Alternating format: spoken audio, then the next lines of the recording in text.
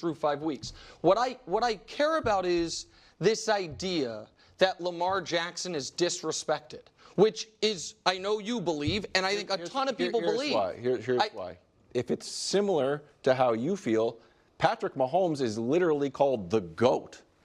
And I'm not talking about Brady, but anytime somebody pops up and says something about Josh Allen, you view that as a slight against Mahomes. So the only thing that I think would set everybody off is, and Dusty, can you show my Lamar versus Burrow graphic?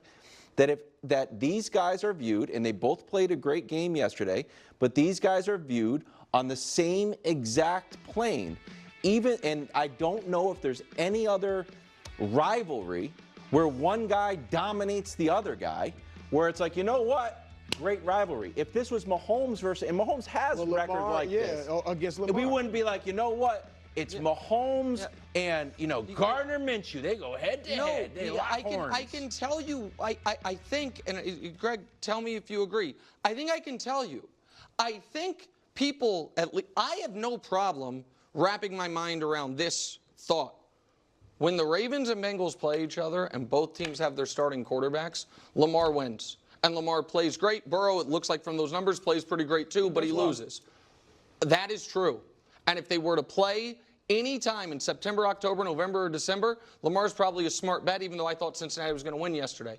But the guy on the right, if I have to win a playoff game, if I have to have good quarterbacking in the playoffs, I pick him, and that has a massive. It's the same if thing. they play each other in the playoffs. But what Nick's saying is he's spot on. It's what we do to Dak carries Prescott. so much weight. How you perform in the postseason. I just don't. Do we think so much weight? Do we think what was that Joe is Burrow's hold record on. in the playoffs last year? That's what I'm saying. It was the same as Lamar's the previous 2 years. He was out injured. And that's the other thing. You throw it at Burrow about the injury like Lamar didn't miss the last two postseasons. I'm talking the last year. Yes, last he year. gets hit for losing to a dynasty in the making. So they're basically Lamar is the second. The Ravens were the second best team last year. Maybe if they got to the Super Bowl, the Niners would have beaten them. But he crushed the Niners. So because he. Okay. Unfortunately, that's the end of the clip. Well, I'm curious what Baltimore Ravens fans feel about this, because they are very vocal about their belief that Lamar Jackson, first off, gets extra criticism or extra hate in the media and is held to a different standard versus other quarterbacks. And what I find most interesting is that you have Greg Jennings echo, Lamar Jackson's this great player, unbelievable player, and head-to-head is great. But come time playoffs, come times when I really truly need a quarterback, he's like, I want Joe Burrow. I mean, that's what Greg Jennings said. And I made a video previously talking about this more in the lines of an MVP. And people ripped me apart for some weird reason. They want to act like I was ripping Lamar Jackson when I defended him and praised him so many times. So a lot of confusion about that. And there also Nick as well. They were saying, this is the problem. You don't understand football. You don't understand. You don't understand. You don't understand. And it's like, here we have Greg Jennings, a wide receiver in the NFL, right? Had a pretty great career. He is saying this. He's saying at the end of the day, I trust Joe Burrow in the playoffs. I want Joe Burrow to be my quarterback over Lamar Jackson. That's what Greg Jennings is saying. That's what he straight up said. He said, what Nick is saying is 100% correct. And I'm curious, how does that land for all of you? I'm not saying that that's right or wrong. So do not come at me. I'm asking you right now, what do you make of this? Your comeback can't be, doesn't know what he's talking about, because Greg is speaking now directly from a personal experienced player in the NFL. Now, I always say you can always disagree with these athletes. And it's always funny when someone says something you like, you say, he's an expert. Coach Mangini is an expert. This player is an expert. He knows. I'm going to take his opinion over. But then when they say something that you don't like, you're like, what does he know? He wasn't that good to begin with. That's why Coach Mangini's no longer a coach. Or that's why Dan Orlovsky, wasn't a starting quarterback, blah, blah, blah, blah, blah, blah. And so like I always say, you can disagree with these, ex-players, ex-coaches, but you have to explain more deeply why.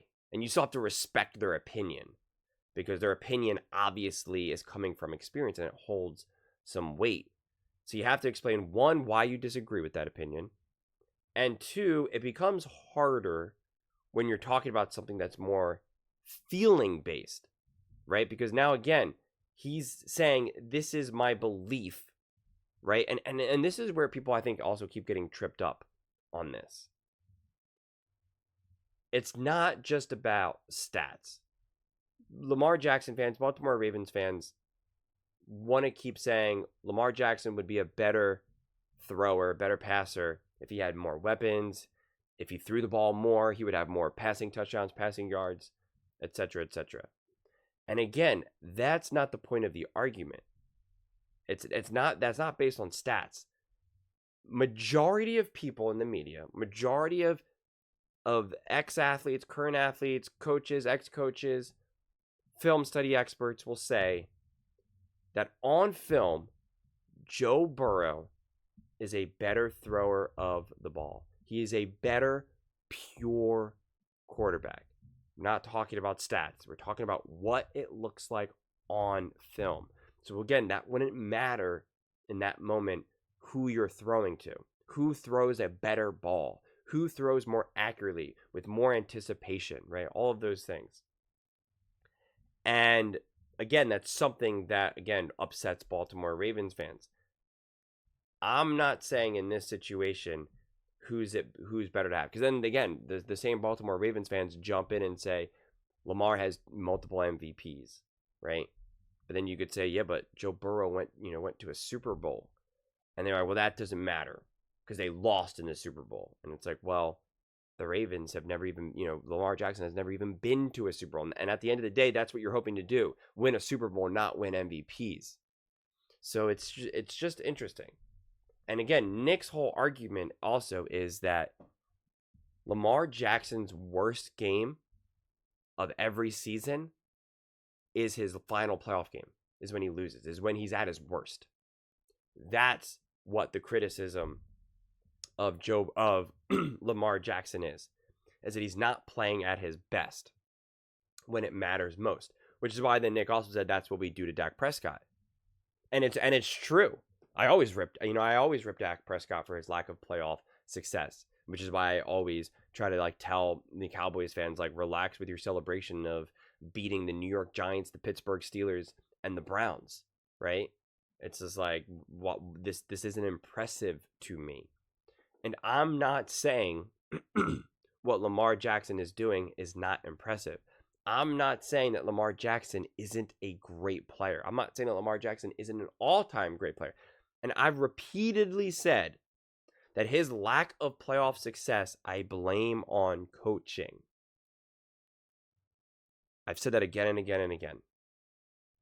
But it does appear that a quarterback could potentially, when you're a little bit more pure of a passer of the ball, you have the ability to maybe overcome a less than optimal game plan. I'll kind of go back and forth on that and think about that, because on the other side, you can make the argument that a quarterback like Lamar can overcome that because he can just physically, outrun everyone. The problem is that is not proven to be okay. He was unable to outrun the Chiefs on his way to a victory, right?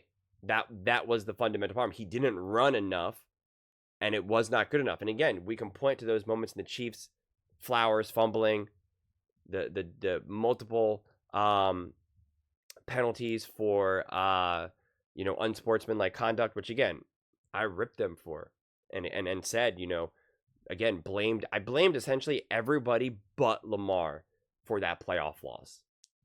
I blamed the players around him. I blamed the coaching staff. I blamed the play calling. I blamed 1,000. I blamed everyone but Lamar.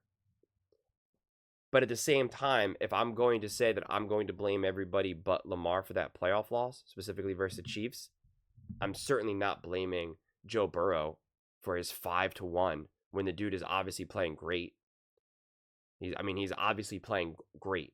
Joe Burrow was not the reason why they lost versus the Ravens the other day. That's always my problem with head-to-head matchups. That's always my problem with just comparing stats as well. Right? I mean, that's always a problem. Because also what this doesn't account for is that the Ravens obviously have a significantly better defense year in and year out compared to Joe Burrow's. And the Ravens also have a better O-line than whatever the heck the Bengals consistently put out. So head-to-head numbers are always flawed. And so I won't even use this, even if I believe in Lamar, I wouldn't even say this is why I believe in Lamar. I wouldn't even say, well, look, this is why Lamar's better. I wouldn't use this even as a reference. I'd say I believe Lamar is better because he's more resilient. He can do more with less. His game travels better on the road in cold weather games. He's more likely to win in 20 degree below zero than Joe Burrow's passing game in the playoffs versus the Chiefs on the road, right? Lamar Jackson's more likely to win, replace the Miami Dolphins versus the Chiefs. You're going to have more confidence that Lamar Jackson would be able to find a way to win that game over Joe Burrow. Or Lamar Jackson does more for his team because he takes care of, he's also typically the leading rusher as well as obviously the quarterback, right? Like those are the arguments that I would use for that. But the reality is this. Here's the true reality that I feel as though all these fan bases are failing to accept.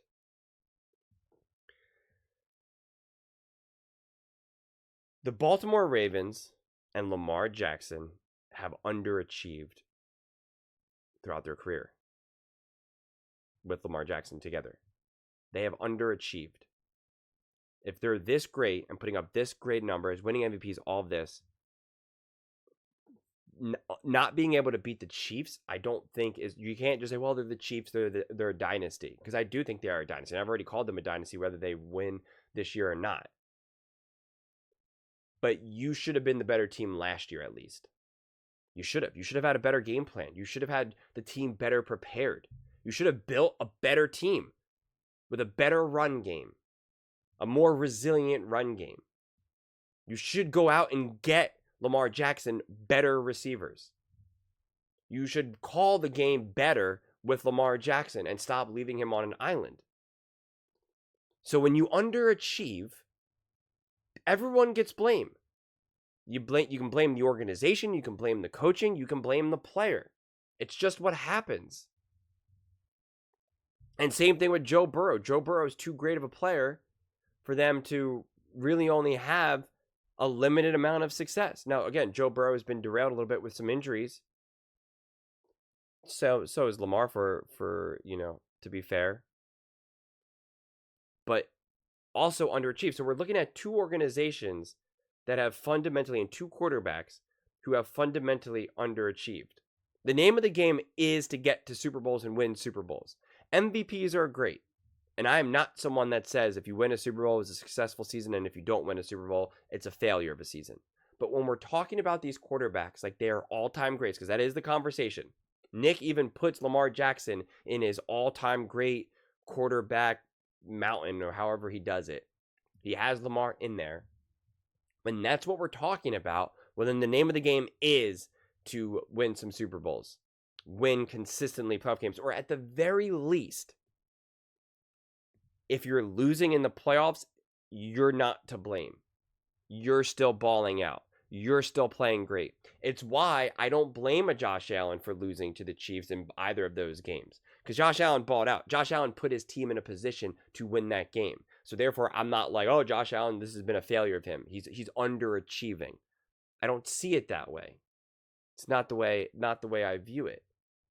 A similar thing with Joe Burrow. Joe Burrow gets to the Super Bowl with like no offensive line, and I'm like, well, what is he supposed to do in the Super Bowl, man? Especially against a great team like the Rams with a great pass rush and a great defense. Like, what else do you want him to do in that situation? He's limited, just like you can't necessarily blame Patrick Mahomes for coming up short when he had no offensive line versus the Tampa Bay Buccaneers. So sometimes you blame the quarterback, sometimes you don't. Sometimes the team still wins and the quarterback doesn't even play great. Patrick Mahomes has won a couple Super Bowls that way, right? So that's just the reality. And I call it out. I absolutely call it out. I try to be incredibly consistent, very consistent with all of that. So I think both of these quarterbacks' ultimate lack of true playoff success and therefore their career really comes down to their organizations and coaching more than anything else, than them being fundamentally flawed or having these negative marks on their resume. I think that's really, at the end of the day, how this all unfolds. And when you compare that to the Chiefs, we can just see what they did against the Saints, and you can just see that that's a master class in coaching. That's not Patrick Mahomes' is just absolute brilliance. Patrick Mahomes is making short little passes that then go for big long runs, or he's throwing to someone who's like wide open in space like Juju, who then also then gets to rip off another 20, 30 yards. That's just great coaching, great game plan, great play calling. It's not to say that Patrick Mahomes isn't great. It's not to say that Patrick Mahomes isn't a top quarterback in the history of the world. But you can see how coaching matters. How they don't have any of these big time players, but they still find a way to win because of coaching. Coaching matters so much. So much. From my viewpoint, at this point, it feels like the most important thing is not quarterback. And I might change this. It goes coach, quarterback, and then the opposing ball, depending on if you're the offensive coach, then the DC, or if you're a defensive coach, the OC. And then players. And quite frankly, I think that's honestly what the Chiefs are showing us right now. Andy Reid would still be winning Super Bowls. He still needs a great quarterback. You can't win with, some bottom of the barrel quarterback. But there's a threshold. Andy Reid would win Super Bowls with Lamar Jackson and Joe Burrow and Josh Allen. I mean, there's no doubt in my mind about that. You put any of these quarterbacks on the Chiefs, they're winning Super Bowls. It's not to take away anything from Patrick Mahomes. But that system, that franchise, that organization, that coaching staff are clearly supporting their quarterbacks better than the Ravens, the Bengals, the Bills. To me, that's just as clear as day. And it's an interesting relationship, because sometimes you do have a quarterback who can overcome not a great coach or a great, great defense, or, whatever the opposing side of the ball is at this point of your coach, but not consistently. You could maybe have a quarterback who could win a Super Bowl with an average coach, but not consistently. The vast majority, it's like 60, 70, 80% of Super Bowls are won by Hall of Fame coaches and Hall of Fame quarterbacks. So it matters tremendously. And I think that's where these quarterbacks are failing. That is what's making that's what's making these conversations get really lost. And why people then say, well, this is why Lamar's not that good. Well, this is why Joe Burrow's not that good. And then you're playing in the same era where you have the Kansas City Chiefs, Andy Reid, Patrick Mahomes. And by comparison, it's like, well, what are we supposed to do about that? So, yeah, it's an interesting back and forth with all of this. It's not even that interesting to me to try to figure out who's the better quarterback for Joe, Lamar Jackson, Joe Burrow, or anything like that. I've had some of those videos in the past, or just in general, about like who's the better quarterback, who's this. And the reality is, I like to look at a team, especially after watching the Saints versus the Chiefs game.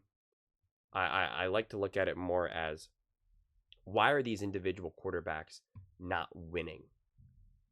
It's not because of their inability to play in big moments. It's not because their inability to just be great quarterbacks. Not these guys that we're talking about. Some of the other quarterbacks that we could, call out, whether it be the Brock Purdy's, the Dak Prescott's, right? Like some of those quarterbacks, fine. But for me, this threshold of Joe Burrow, Lamar Jackson, Josh Allen, and Patrick Mahomes, of course, is like any of the lack of winning. I just do not blame these individual quarterbacks. Could we say some of these quarterbacks aren't great at overcoming some key moments? I think that can be fair. Could we say that Patrick Mahomes ultimately will make less mistakes than, say, a Lamar Jackson or a Joe Burrow for that matter? I think that would be fair to say, but it's hard to say when you also are talking about him having a significantly better coaching staff, a significantly better culture, for a long time, better roster. But now these last 2 years, it's weird. Not a better roster, but definitely the best defense. I mean, the defense has been unreal for the Chiefs these last 2 years. And so even though Patrick Mahomes has been going down, the defense has been going up.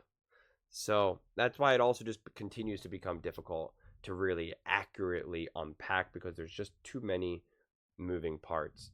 But I do think it's interesting at the end of the day, Greg Jennings does say, though, I want Joe Burrow to be my quarterback come time playoffs, not Lamar Jackson. I have to imagine that's going to upset a lot of Baltimore Ravens fans. But those are just my thoughts. I'd absolutely love to hear yours. What do you guys all think about Lamar Jackson and Joe Burrow? Who do you want to have as your quarterback? Do you think that Lamar Jackson is treated unfairly by the media and inconsistently compared to some of these other quarterbacks? Let me know in the comments below. I read every single comment, so whether you agree with me or disagree with me, either way, let's get in some discussions, let's get in some fights, but ultimately, let's just have some fun. And please do consider subscribing. We are building an amazing community here, and I'd absolutely love to see you part of it. I want to build something that we all genuinely feel connected to, something that we're really excited to be part of. I think we're on our way to doing it. And please don't forget to give this video a thumbs up, as it really does help with the visibility and the algorithm. Thank you so much. See you next time.